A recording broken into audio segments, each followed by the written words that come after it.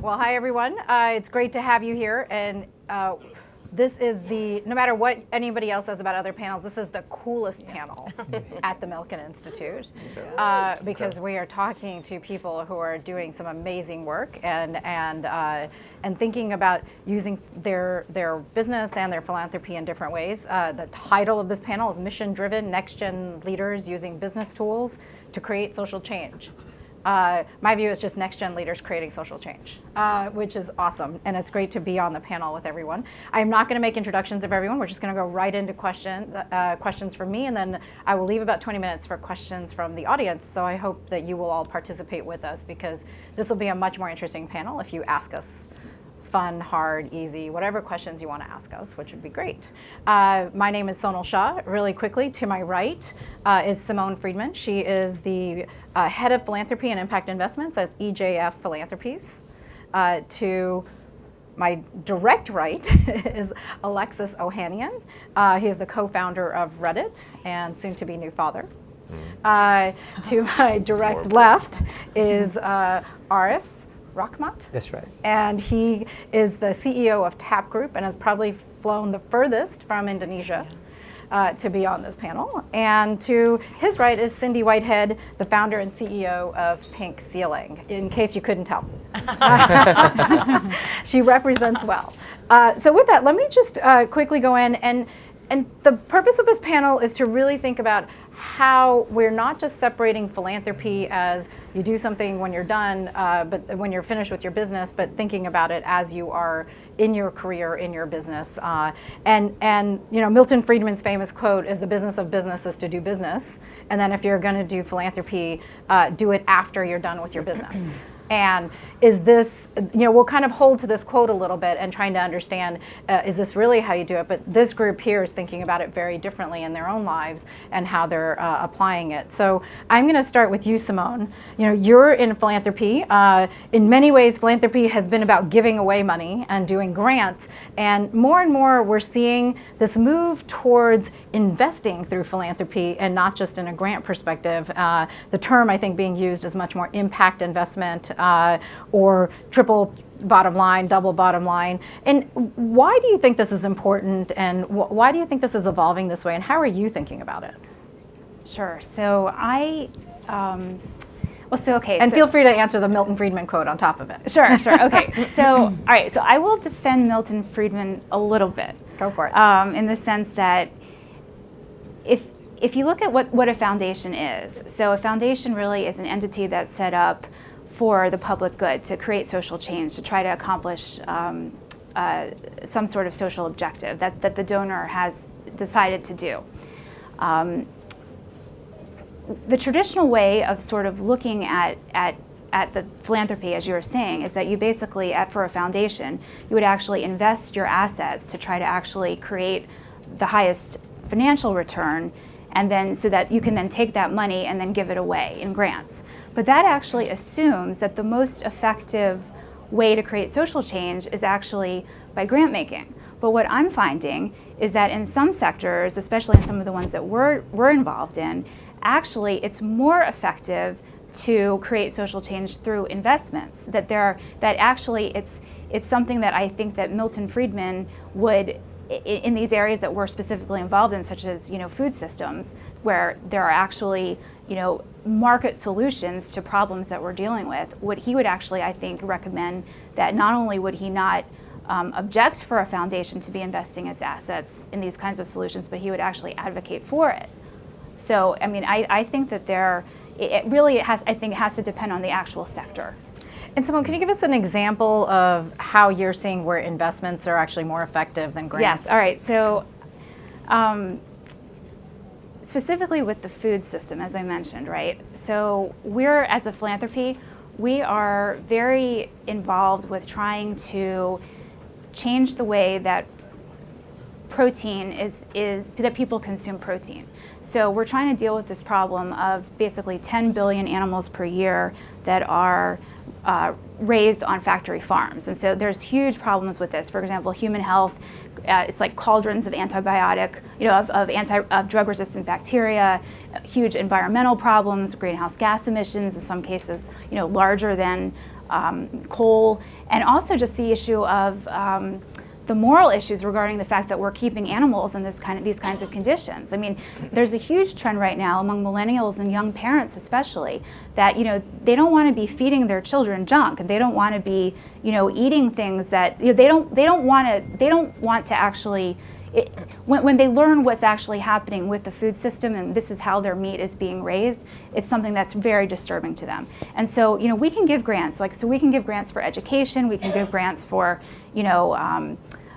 helping institutions create food, ethical food purchasing policies, which we do. But really, the real change, the real game-changing systems improvement that's going to happen is going to come from market solutions. So, I mean, it's going to come from new companies that are getting started that are developing plant-based proteins, that are developing,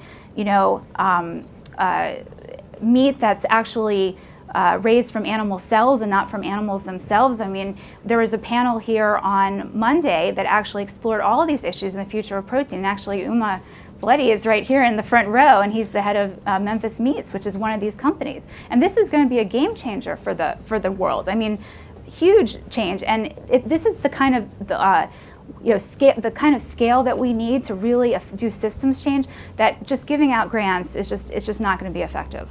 I mean, it's just going to move the needle a little bit, but the market is actually what's going to solve the big problems. Well, we'll come back to this question, but just to hold for you to think about, which is, how did you get your philanthropy to think about investments? Because this is for many who are in philanthropy, convincing the philanthropy to think about investments and not grant making as a challenge. But we will come back to that, I promise. Alexis, you are the co-founder of Reddit. When all these platforms were created, everything was about how good the platforms were. We were getting more access to information, it was greater transparency, and most recently, the tide or the conversation is shifting to everything from fake news to hate speech to bullying. Talk a little bit about digital platforms, the ability to have access to information, but then what is the responsibility of the platforms in ensuring that the information is not useful is not the right word, but ensuring that hate speech doesn't happen or following through on that. And how do you think about that? Sure. And just to check the room real quick, how many of you all are Redditors? Just by show of hands. Oh, all right, excellent. Upvotes to all of you. That actually pans out about right. 1/3 of the United States will visit Reddit this month. So it's about 1/3 of the room. We want to get all of you. Reddit, for those of you who don't know, is the 4th most trafficked website in the United States. I think 10th in the world now, according to Alexa. And it started it in 2005. So back then, we were just grateful to have a job. Obviously, the web has grown a lot in the last 12 years. I and my co-founder, Steve, who's our awesome CEO, we came back a couple years ago. And for us, one of our first priorities after leaving the company for about 7 years was updating and implementing a content policy that was up to date with modern standards. One of the things that I think we got as an advantage from having time away was perspective. Because when we came back, we could see the very glaring things that had changed in the world in the last 7 years. An easy example of something that I think that we were able to change with no real backlash was banning of revenge porn. That was something that didn't really exist in 2005 at scale. Now with the proliferation of smartphones and cloud storage, this was a problem. And it was a very straightforward one to address, and one that by and large most people were happy with. We revamped our content policy overall upon coming back, and then built teams to actually enforce it. And I think where we've had success and some of our peers have struggled in curbing this is largely because we actually got the time away to come back and say, okay, we're back, we need to change things, and we could make wiping changes within the organization to actually modernize and up to date. And we actually have a team now. It's called the anti-evil team, and I describe them as our SEAL Team 6 of engineers. I mean, these are our smartest, hardest working. They're led by our first hire, he was top of his class PhD at some safety school in Cambridge called Harvard, and then he was top of his class in PhD physics, also at Harvard. He's an amazing human being. And Chris, he leads that team of anti-evil. And we occasionally get people asking us, well, hold on, you guys are a Silicon Valley company. You have some of your brightest minds not working on growth and not working on revenue. What are you doing? And it's an easy answer because this is sacrificing some short-term growth in revenue and traffic for a long-term investment in just health and well-being of the platform. There are over 150,000 communities on Reddit for people to find whatever their passions are, and we want everyone to be able to find their home on Reddit, right? 4 is good, but we want to be 1. And the only way we get there is if anyone feels like they can have their home on Reddit, and software and humans are going to still play a really big role in all of that. And we think we're on a good path, but we still have a lot of work to do. And you're also an investor now. Yes. And you invest in, you're a venture investor, early stage venture investor, Yes. if I'm not wrong. Indeed. And how do you think about the types of investments you're making? And I think one of your philosophies is to invest in companies to make the world suck less. Yes. Yeah. So what does that mean? Well, that came up because at the University of Virginia, the McIntyre Business School, it's an undergrad program, I was asked by my professor, why are you all here? And at the time, everyone was saying like, oh yeah, we want to go into finance. And this is like circa 2004. And I said, well, I want to learn about business so I can make the world suck less. And everyone kind of laughed. And I was like, no, really, like, I think making the world a better place, like that's a little much. Let's be realistic. Like, actually, the status quo is really terrible for the vast majority of human beings on this planet. Not to depress us, but really, it is, like, it's shockingly bad. But like, let's start from there and accept that status quo is terrible, and then work really hard to try to make it, suck less. And I think what we've been really fortunate about is that I think we're going to hear a lot of people saying this. Doing well and doing good are not in any way mutually exclusive. And I think more and more companies, and especially brands, you don't have to look much further than like Pepsi and Kendall Jenner versus, say, Heineken and the ad that followed like a month later. Both of those front pages on Reddit for very different reasons if you haven't seen those ads. Brands today need to know what they are about and what they stand for, and they need to be authentic about it. Because the water cooler is now huge. I mean, we see this on Reddit, we see this on social media. People's real talk about you is now scalable faster than ever before, and you're going to hear from it, whether you like it or not. And so it's really important to know yourself, whatever it is, as a company. And I think doing good is going to have to be a part of it, especially among younger generations, because they just have a lot of cynicism when it comes to authority figures and the status quo, and they are tired of things sucking, and they want them to suck less. Yeah. We will come back to that and a specific question just for you to keep in mind, and specific as you are investing in companies, how are you coaching or working with the founders in terms of thinking about that and how you think about it?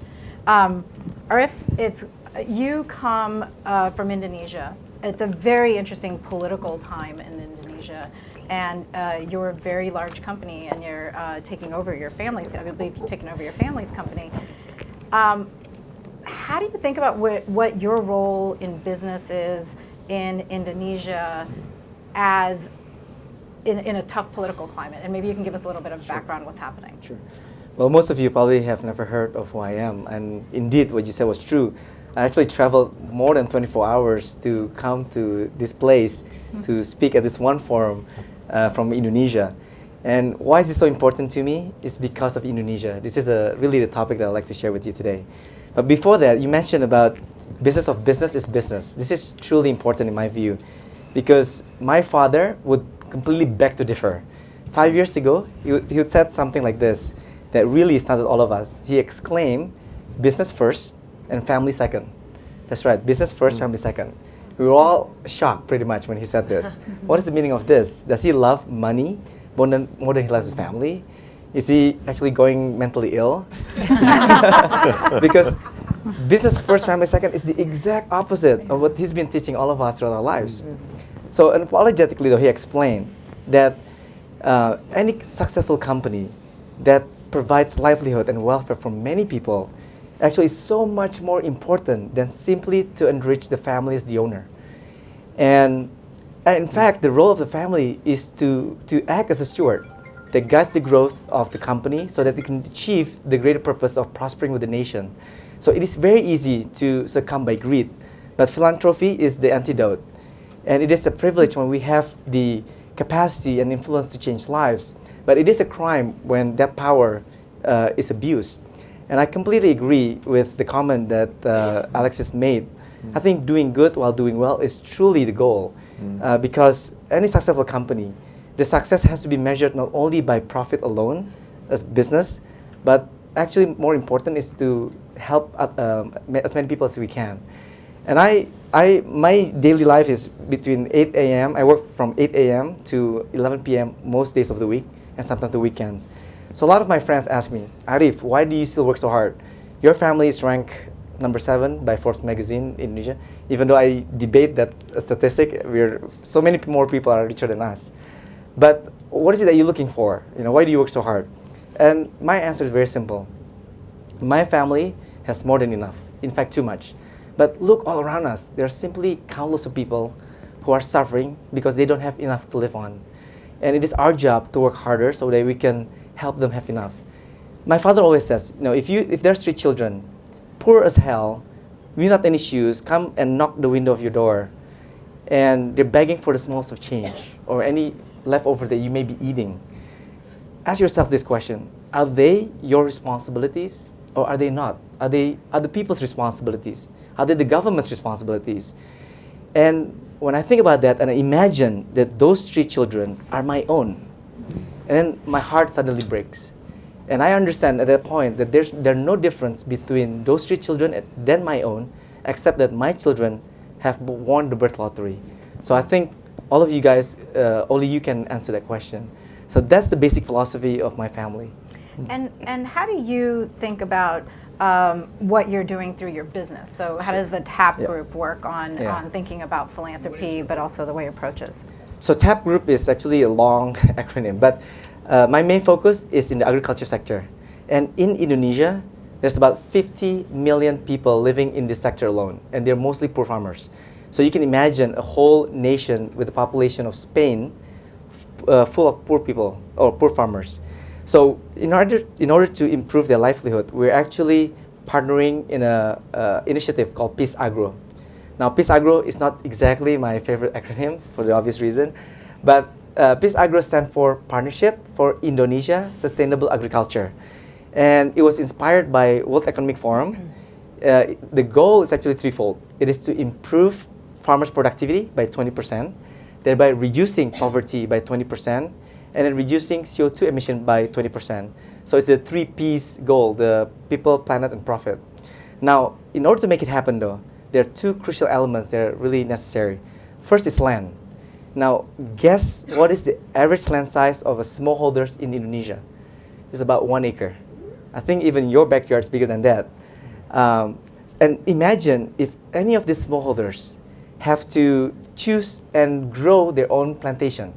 And when we aggregate the total landscape that in Indonesia, I was going to map out, it's probably going to look like an abstract painting, probably coming out of Jackson Pollock's gallery. How can they compete globally when they operate in such a small scale and independently? So what we're trying to do with government is actually to come up with this concept of one area, one winning commodity. Only by clustering these small tiny plots together and let them work together can they compete in an industrialized scale. So that's the first one. The second element, and this is where businesses like us can play a big role, it is access to capital. So most of these poor farmers, in the eyes of big banks, they're simply unbankable because they don't have the collateral, they don't have the cash flow, or simply they're too small. But by partnering with off-takers like us, we can actually, because we have bigger operation, we have bigger balance sheet, we can act as a guarantor for the loan, which is so much cheaper than the alternative they would get from loan sharks. But not only that, we can also guarantee the entire value chain from planting all the way to harvesting.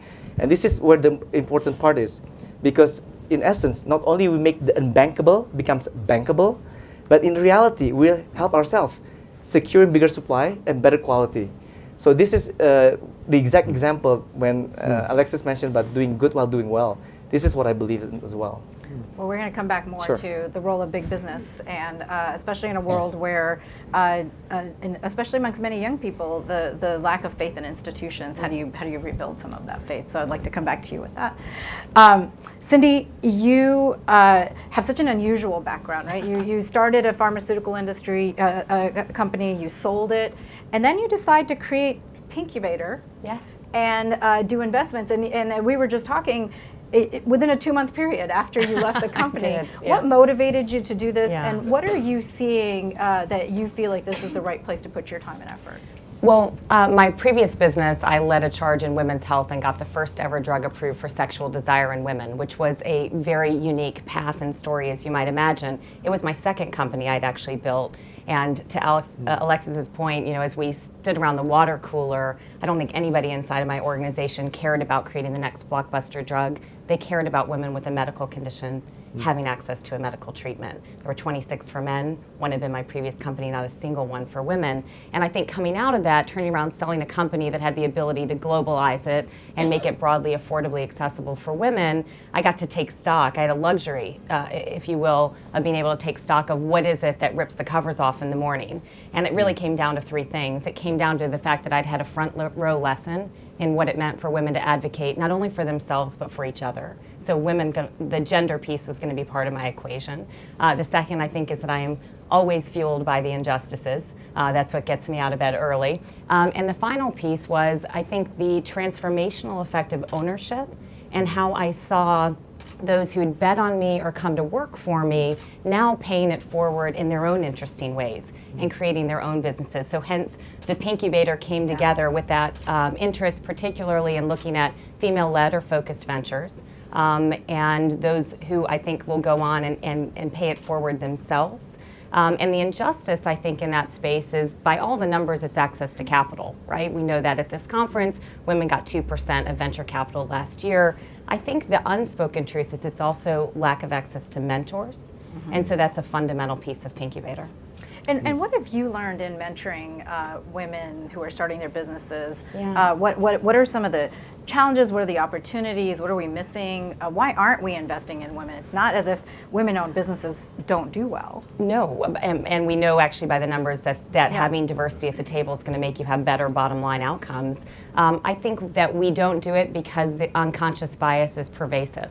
I lived it in many ways. I lived it as a woman, one of 3% of CEOs in pharma who's a woman. I lived it in terms of fundraising for a product that was, by media definition, female Viagra. I've lived it in many aspects, and I think that, as opposed to being frustrated by that, we just need to think about that differently. I think it's human nature.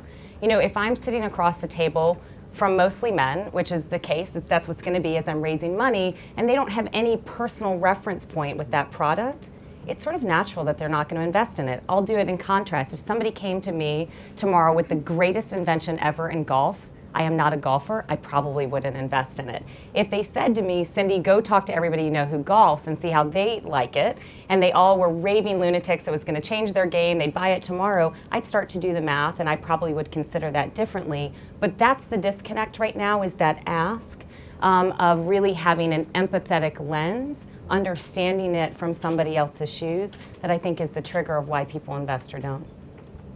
That's great. Well, we'll come back to you on investing in what types of businesses you're investing in and how you're thinking about that. But let me come back to Simone.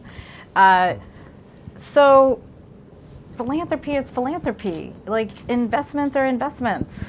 Shouldn't you be doing what Cindy's doing and creating an incubator instead of doing it through your philanthropy? Like, isn't that what a fund is for? Like, why should philanthropy be doing investments?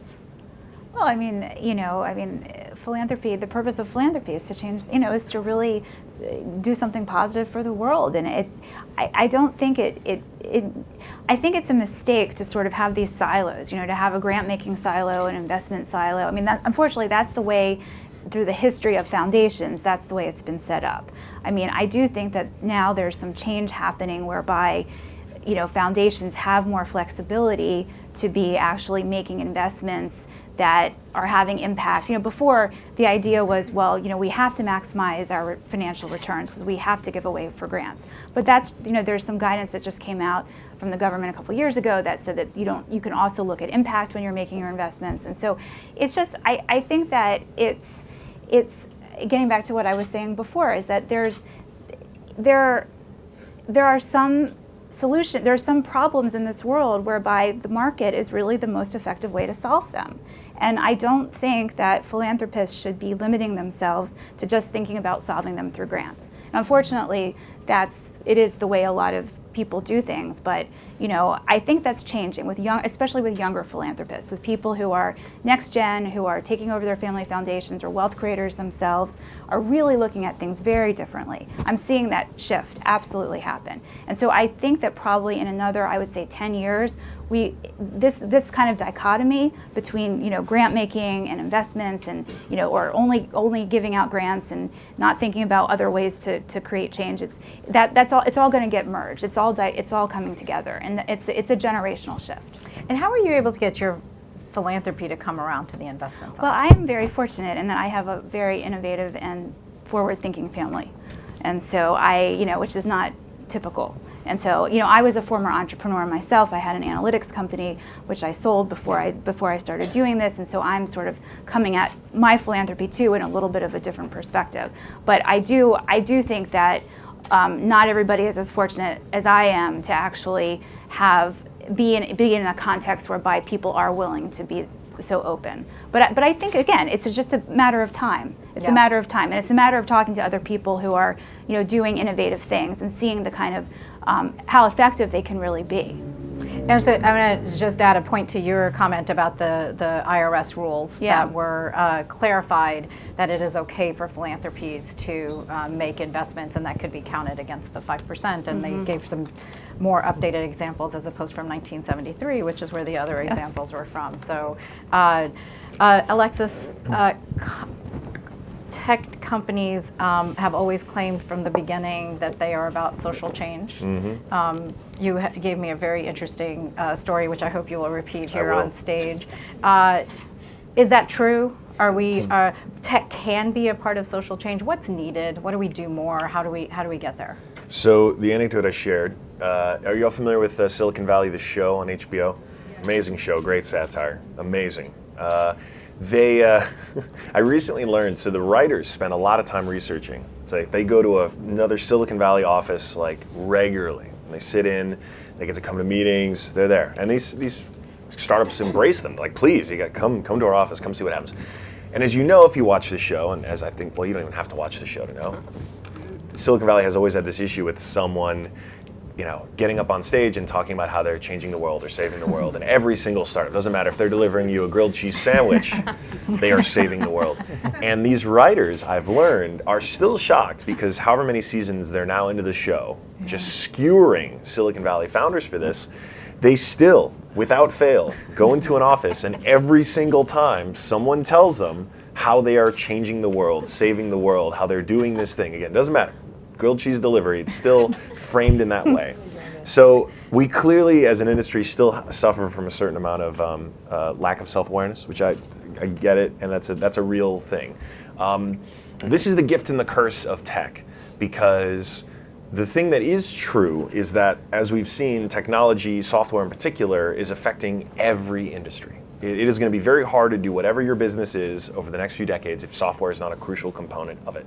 Even philanthropy. I mean, I sit on the board of Donors Choose, which was like Kickstarter before Kickstarter for classrooms. I'm a huge champion of a nonprofit called WotC, where literally every dollar that's donated is actually going to the specific human that you're trying to help. It's a global health startup. We're basically done with the age of like, poverty porn, give us a quarter and maybe it'll go somewhere. If we live in a world where we can see what someone just had for brunch on Instagram halfway across the world, you'd better be sure donors are going to want to know where their money is going if they're donating it. But again, that's software. So there is a truth, which is technology and software are having a pervasive industry, and they are, if they're not already, going to drastically change your industry. The downside is that gets taken to these extremes. And I think, to what you've heard earlier, a lot of VCs still have blind spots, I mean, myself included. And I think what's been helpful and what is encouraging, though, is, I mean, even most recently, we invested in a startup called Better. And the founder, when she came to me, she was like, okay, so have you ever tried to file basically get an insurance reimbursement, health insurance reimbursement for like a therapy bill or acupuncture bill, these various things that are not normally covered by your health insurance? And I was like, I don't know. I like if I get one of these bills, like I just pay it. I don't even think about it, right? And she's like, well, yeah, there's a reason for that, right? You're one of the very fortunate few who doesn't really worry about that. But for a lot of Americans, right, I ostensibly knew how many Americans were in debt because of health, right? That's a glaring statistic, but unless you feel it, it sort of doesn't hit the radar. But she knew it, she felt it, and she said, this is why we're building this.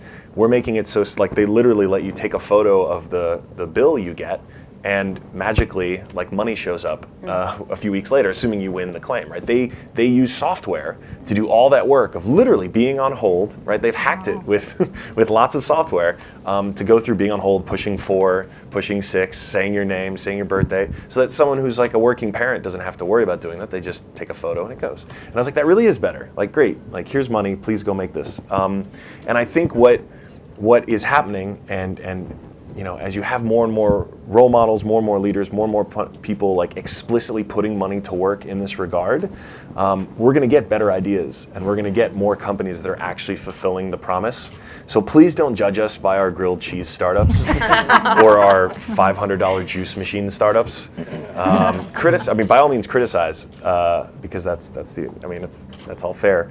But I think there's a shift that is happening, and so I would not throw out the whole Silicon Valley baby with the bathwater, because there are some really amazing founders who are working on great stuff. Well, I'm personally very happy that you're investing in that in the health company, because having gone through this with my grandmother and having to submit all the claim forms, it was a very painful process, which if I hadn't had the time, and I'm fairly educated and I know how to do this, it took me over a week to figure out one form. The turning point for me was, she was like, well, just do it next time, try it yourself. And I was like, okay, and I found a claim form, and I called, and I was like, oh my God. Right? Like, I thought I went to college, like I thought I knew, no, and that's I think you were talking about how much you get motivated by the social injustice of things, right? Like, how upsetting it was because like, I'm sitting here, I should be able to do this. I can't even do this. I'm frustrated by this, and these health insurance companies are deliberately making this a pain in the ass so they don't have to give people money back. And that triggered that same nerve that you were talking about, and it's just like, and then it also becomes an unfair advantage the company has with recruiting, because we are all competing for a very small pool of super talented people. And we know everyone in our office, like at Reddit, everyone in all of our offices, let's be real, all of our stars, especially in tech, could go get a job 1,000 places right now. They could walk down the street in San Francisco and someone would hand them money to go start a company. And if you have a true purpose and a true reason for people to want to wake up and come to work, that's a competitive advantage to recruit them and to retain them. Yeah. Well, Arif, I'm going to come back to you in a second, but Cindy, I want to just follow up with Alexis's comment on, you know, retaining employees. What are your employees looking for? The investments you're making.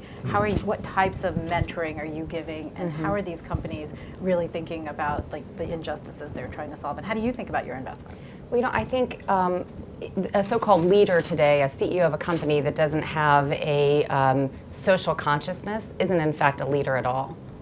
And so I think as I look at companies that I want to get into, it is that leadership. It is ultimately, there are many, many great ideas in this world. People will execute those ideas. People with deep, purposeful passion will execute those ideas. And I think I look for that. That's, you know, part of, again, the ability to pick and choose how you spend your time and your money. Today, I think increasingly that's how people are going to spend their time. Business should be personal. It should be about serving a bigger purpose, as you talked about. So some of the companies that I look at, I'll give you an example. I have a company that I chair the board of. They're part of Pinkubator. They have a wearable nail technology that if I were to dip my fingernail in this drink, it would change color if there was a date rape drug in that drink. That is the profile of the kind of business that I want to be part of, because not only is that a real tool, a real solution for a need in the market, but it changes a social conversation that has an incredible ripple effect. And you know, if in my simplest term, even going back to the Milton Friedman statement, you know, I like to say my informal tagline for the Pinkubator is "Make women really rich," and you know, people sort of, they kind of look at me askew when I say that, and I say, no, you know, the reason I can say that is I know that by all the data, they will then reinvest 90% of it back in their community and in other women. and we talk about the injustice of lack of access to capital, fewer women in leadership positions, that's how I think it starts to change, is that decision making. So I look for those folks that are doing truly the great work, that are driven by a deep purpose, and know that in their success will be an extraordinary pay it forward to others. Great. I know we're going to have questions. I'm going to ask my last question, so please be prepared. Arif, one can argue that as companies become very large, it's very hard to maintain and ensure the focus of why you're doing the work. How do you maintain your focus on the farmers and making sure everything you talked about a little bit earlier, to make sure that they also have a good life and that they get access to credit? How do you maintain that through a large company and a large supply chain that you are running? How do you maintain that, the ethos of that?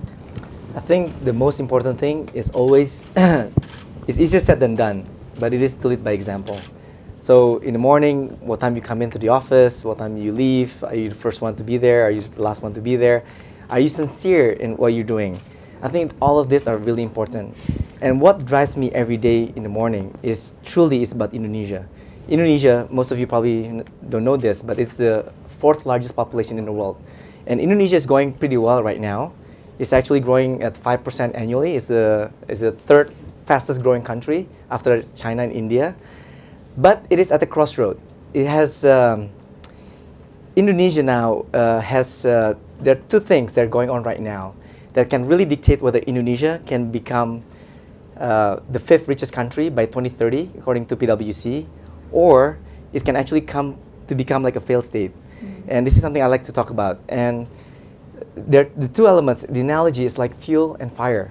The fuel is social injustice and poverty, but the fire is racism and prejudice, where it can easily be ignited during political campaigns for power grabbing.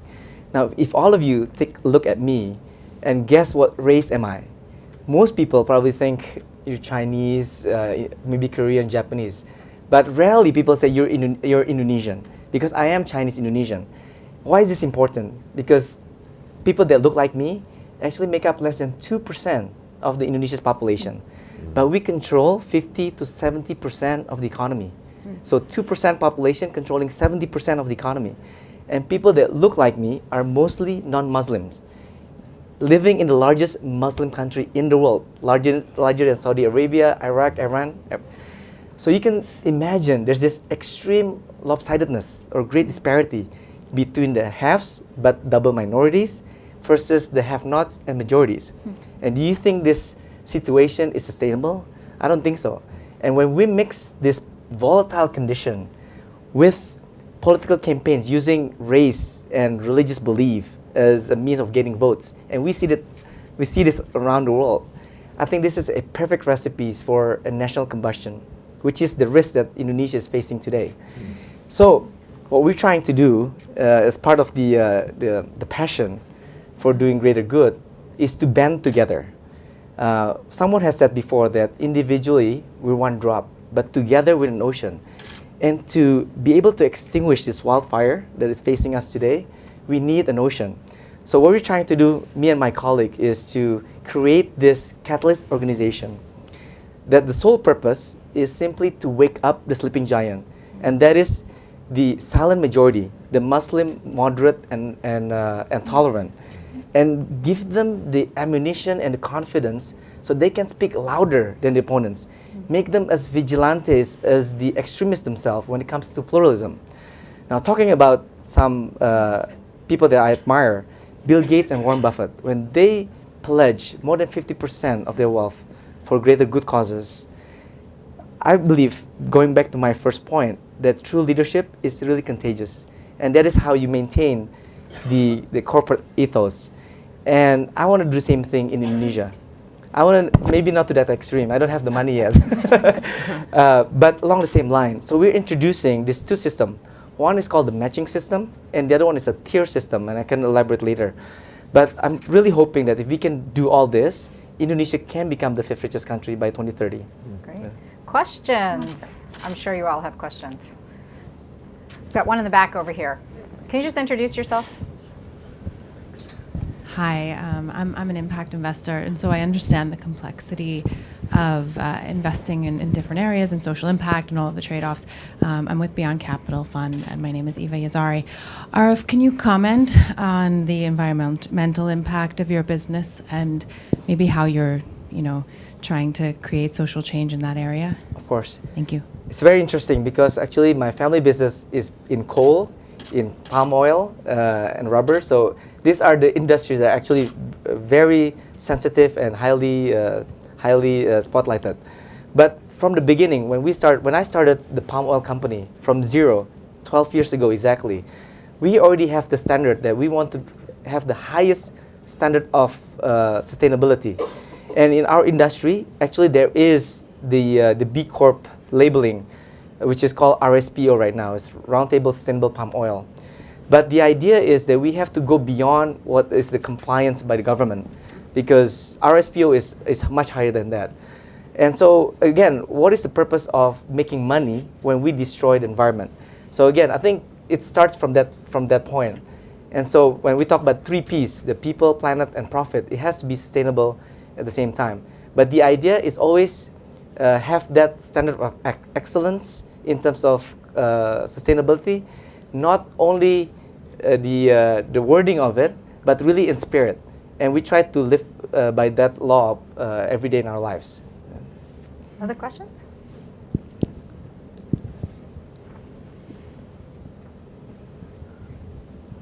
Hi, I'm Aubrey Ruby, co-founder of something called the Africa Expert Network, and I focus on African markets and African entrepreneurs. So my question is, how do you go about sourcing companies that you think are going to make the world suck less? And do you think that there's an invisibility of amazing entrepreneurs coming out of emerging markets? Maybe, Arif, you can speak to that, because my view is if you look at some of the profiles of the founders, say in Nigeria, they're the exact same as the ones who have unicorns in Silicon Valley. It's just they're hidden to capital sources. They're serial entrepreneurs. They went to HBS. They went, all those things. But because of where they're operating, it's difficult for them to be seen. So I'd love anyone who has some thoughts on that, on how to make those guys more visible to what you're doing. Sure. Well, for me, and I think for a lot of us, it comes from our networks, which refers right back to those blind spots. I think the good news is we have seen a shift. So I was actually in the first class of Y Combinator 12 years ago. So I've watched it grow, and I've been a partner and been a part of that network ever since. What I actually noticed this very last batch was the numbers got published, please Google this, but almost half of the founders were non-US citizens. And we've seen a striking shift, I think, in the last year or two of founders now who are out of the US applying to Y Combinator. You can be a founder from anywhere who get flown out for interviews, and if they get in, they go through the Valley's program, they plug into the network, and then they go right back. So it's like, yeah. 80% of global growth is going to come from emerging markets. And you're missing out. 100%. And so actually, who you should talk to? Michael Seibel, good friend of mine who is now the CEO of Y Combinator. He's made this a conscious effort, and he's done an amazing job with the program. They are an incubator, right? Yeah. And so they look for those earliest stage founders. The other big problem that if you wanted to solve would have huge leverage would be there are a lot of founders, or there are a lot of investors who, angel investors who aren't institutional, but who want to invest, right? Who show up at a demo day for any incubator. But they don't necessarily know anything about the market. And so they sit there in that room and they're just like, yeah, this makes sense. You're right, the founder profile makes sense. The market is big intellectually, but they don't understand it. And so they don't feel safe enough investing in it because they just don't, there's that, again, more blind spots. And so we've never made it a focus. We found our way into a few, a company called Wave, which is trying to build the M-Pesa for East Africa. Like we found our way into a few, but it's purely because they just managed to basically be in the right place, be in the valley, which is frustrating because there's a ton of capital that's trying to go to work. I mean, every VC fund in the valley is sitting on lots of money. And maybe actually if you want to email me, my email is just Alexis at initialized.com if you want to talk about investing stuff. You're not going to publish that, right? Okay, great. Let's but seriously, the camera. But oh right, yeah, live stream, it's fine. It's okay. But But we know we have blind spots, and what I've seen successfully, I'm Armenian. What I've seen a lot of, I have a soft spot obviously for the motherland. They run a bunch of tours of the valley where they'll regularly just bring great founders through, and they'll just say like, look, there are people on the ground in Yerevan who know who the founders are, who just need to get in front of these people, and they'll just schedule tours to meet with investors in the valley. What's an example of something that sucks less? Sorry. Yeah, no. Better. Yeah. Go Better, ahead. the health insurance claims company, right? Like that medical debt it sucks, and now you can, get reimbursed within seconds. So can I take a Yeah, quick please. stab at that? I just want to make a comment also about looking at female founders, ex-US as well. We do work in Pinkubator with Vital Voices, the organization. They have a VB Grow Fellowship. And I think historically they've done an excellent job of looking at, recognizing female leaders doing extraordinary things outside of the US, but mostly helping them through networks or through grants. And I think the new lens is how do we help entrepreneurs? So I'm newly on their board, and that's part of what we'll be looking at is how we do that. Often what I find is in some of the smaller markets, they have a dream or a vision of something that would work, particularly in a domestic violence situation or other, that is already crafted and built in the valley. And so I think part of what we need to do is start having that conversation of how technologies that exist here are either gifted or given into markets where they're probably not otherwise going to go, or better yet, we create a profit share mechanism so that these women can be true business owners and have that financial return. Well, we're going to take two questions, one here and one in the front too. Right here. So, since you guys haven't changed the world yet, can you each of you tell us about your biggest failures in impact investing? Great. We will get to that in just a minute. Why don't we start with that? Biggest failures in impact investing. Biggest failure. Anybody will have one on hand? I'll make it quick. Actually, having people invest in me who didn't see the social mission. I think that you can't achieve it if you don't have true buy-in.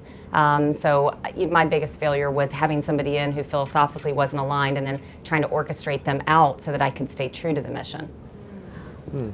I'll actually tackle that. So one of the first impact investments that we made, it returned the right financial return. So we got everything, it was exactly as we expected financially. However, it didn't have exactly the impact socially that we were looking for. And so in the sense that it didn't accomplish quite as much as what we were expecting. So from that perspective, I would say that was probably the biggest. But it's actually a loan. So I've been doing a lot of direct lending, and it's actually a loan that I made. And so I thought, well, we'll take another chance with the same company and try again. And then the second one that we did, has just blown out of the water in terms of how great it's been in terms of social impact. So I knew there was something there. I didn't want to give up on the idea. I'll give another example.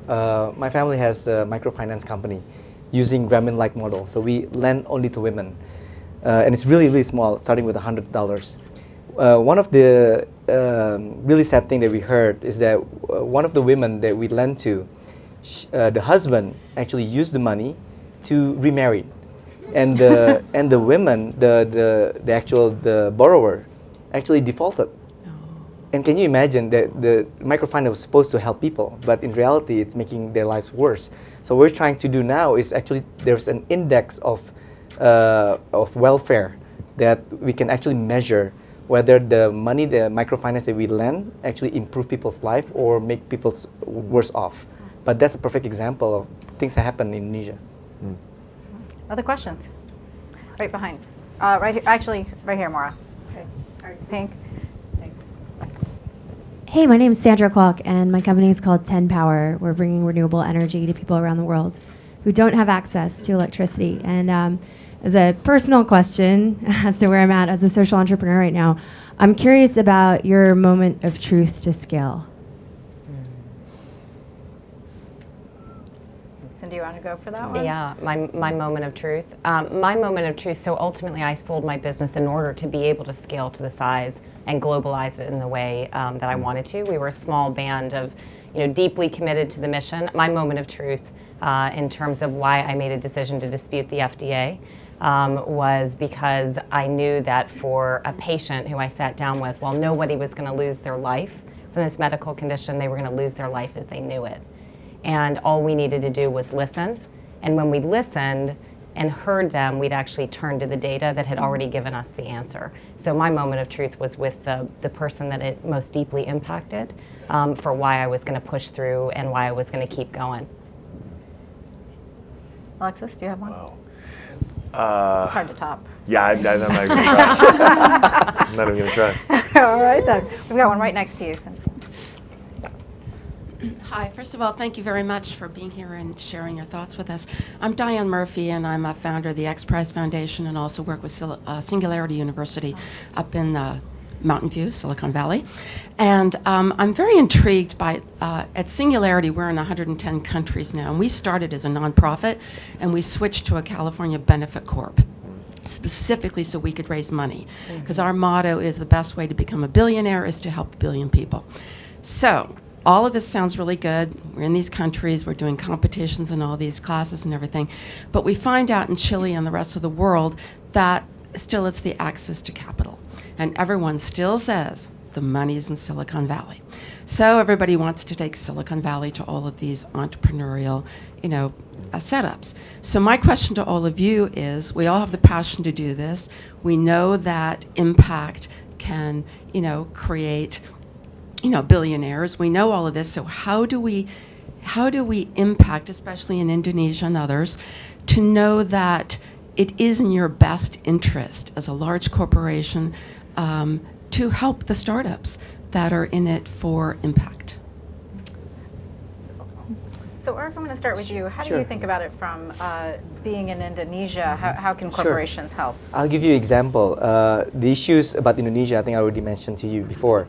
So one of the things that we are trying to help the millennials and help ourselves as well is actually in the online platform education. Technology that actually virtually connects any teachers with any students. Why is this important? Well, in order to help de-radicalize some of the students at the Islamic boarding schools, it is very important that they have this interactive online education. But you need to, so what we do is not only fund them, but we actually connect them to the highest level of government, because government intervention is necessary. For example, in this Islamic boarding school, bringing a smartphone is not even allowed. So how are they going to have this interactive online education when they don't have the smartphones? Another example is actually the content itself.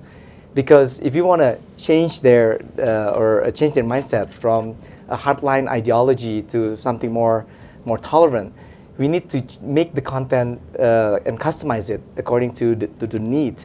And so again, we work with government to connect these millennials, not only by giving them funding, but also from a networking point of view. But if we can help Indonesia to become less extreme, I think it will only help business in the long term. Because it's like that wildfire. It started from outside, but it's just a matter of time until your own house gets burned. And at that time, not even one person can do anything about it. So I think it's only doing yourself a favor by doing so. So is your company making the investment, or do you have a fund that's making the investment? So actually, family? My family office personally invests through another venture, but they have very successful in doing so. And I can talk about numerous investment, like Gojek, for example, is the Uber-like platform in Indonesia. And I believe Uber Food is probably maybe copying from Gojek, because they use motorcycles. It's so much quicker in Indonesia during traffic lights to do so. So there are a lot of novel ideas that actually not only copy from the West to the third world countries, but also from third world countries into the West. Sure. So, Sonal, can I take a stab Yeah, at? please. Are you sure that all the money is in the Valley? That's what I would say to your founders. Are you so sure? Because I raised $100 million in my last business, none of it from the Valley. And I think that we need to turn, as opposed to how do we compel companies. Of course it's in their best interest. They don't create pipelines. Big companies don't create pipelines or do R&D as they used to. But I think it's actually the imperative of the founder to go out and convince somebody to bet on them. And I think those resources are all around them. So it is a question of resourcefulness and their own storytelling and persuasion, I think, to get funded to change the world, as Alexis would say. All right? The Valley. Not Yeah. Or make it suck less. Or make it suck less. You wouldn't say it. Yeah. The show. Hi, my name is Nadia Bakhtar, and I'm a documentary filmmaker. And I guess my question for the panel is, obviously there's a war for communications going on out there, and we're losing that war, and documentary filmmakers are out there really trying to push, you know, all the areas that you can imagine social change being, that we could find it in, but there's definitely a lack of access. We're trying foundations, we're trying brands, we're trying every avenue to look for money, and yet there's like a giant bottleneck in it coming down. And given Netflix and the actual amount of people consuming factual entertainment, and by that I don't mean reality television, it's greater now than ever. And so we have the tools out there to get these messages to the people. And considering the way that 2016 and 2017 went for truth and like how that's being received by the public, it just seems like a glaring omission of the movers and shakers out there, the people who have that capital to deploy it in areas that will be effective. And so I want to know how you perceive it, what you're doing, if you want to do anything, and if you feel there are avenues you could open up. So we're going to pass the mic to the person next to you who also had a question. And then the person behind who had a question, and then we'll take all three of them at the same time. I just had a question with regards to Indonesia and agriculture. Have you done any work with Israel, which has been an incredible pioneer in agriculture? Great. Hi, I'm Jay Lippman. I founded a technology company in San Francisco, and we use technology and data science to accelerate the global transition to sustainable impact investing. So my question is actually for Simone, specifically in the philanthropy space. I mean, all of you have quite a large amount of financial resources as well as intellectual and resources to do impact with. And the 5% that you do towards philanthropy and to impact, what are you doing with the other 95%? How are you aligning the majority of your assets that can have a huge impact with actually creating sustainable impact? Great. Could be for all of you. So, Alexis, do you want to start with the documentary? Yeah, I know. I'm fortunate enough to know a few documentarians who have found success using the crowdfunding platforms we all know and love/loathe, depending on how your Kickstarter experience went. I think those platforms have been helpful, without a doubt, in terms of helping documentarians fundraise, and social media has helped get the awareness out without a budget. And I know a few success stories personally, but clearly it's not helping totally solve the problem. I think that will evolve. I think the platforms are getting smarter and savvier when it comes to actually helping artists and creators make a sustainable living. Patreon is one that I personally made a big bet on because I figured artists shouldn't have to, or makers, creators shouldn't have to, put out the hat every time they want a project. They should just be able to live off of just recurring revenue. I mean, it's not new, right? Michelangelo wasn't painting on his back for 4 years without someone paying for his cell phone, and patronage should be scalable in that way. Harper Lee, too, fun fact, was like working a receptionist job she hated until she had a friend of hers, a rich friend, just say, hey, take a year off, write that book you've been kicking around. And that's how we got To Kill a Mockingbird. So it's not a new thing, but technology is adapting it for scale. I think those tools are going to get more and more creative and smarter and smarter. But it's also going to take a certain, it's going to take a moment when one of those films wins an Oscar. And everyone's like, oh wow, like this was born from a Kickstarter campaign 5 years ago, and now it's winning an Oscar, right? There has to be some kind of tipping point that clearly hasn't happened yet. And then when it comes to the wealthy individuals who are just funding these things, I have no idea what it is like to fundraise for a film, let alone a documentary. But my hunch is, at least what I've seen in the months now since the Trump presidency, is that there's been this galvanization of energy and effort and really smart people who are now like, we need to go to work and we need to work on more effective ways for truth to win in this ecosystem. So there are more people thinking about it. There are more of these platforms that are going to emerge. And I'd be curious to know if you had any experience with crowdfunding and how that went. We'll come back to it. Simone. Well, I was actually just going to address the same question. So I actually think there's huge power in documentary film to create change in these areas that the different philanthropists want to see. And I'm actually seeing a number of different philanthropists be very interested in this topic. I mean, it's actually just recently even, and I would say the last year, even before the election, but it's something that is, it's a huge trend, I think, that's starting. And I don't know if you know about, I think it's called the Fledgling Fund. Yeah, and so they're sort of being a thought leader in this area, really trying to get other philanthropists to think about funding documentary film. So they're sort of being a field building, if you will, this concept of funding film.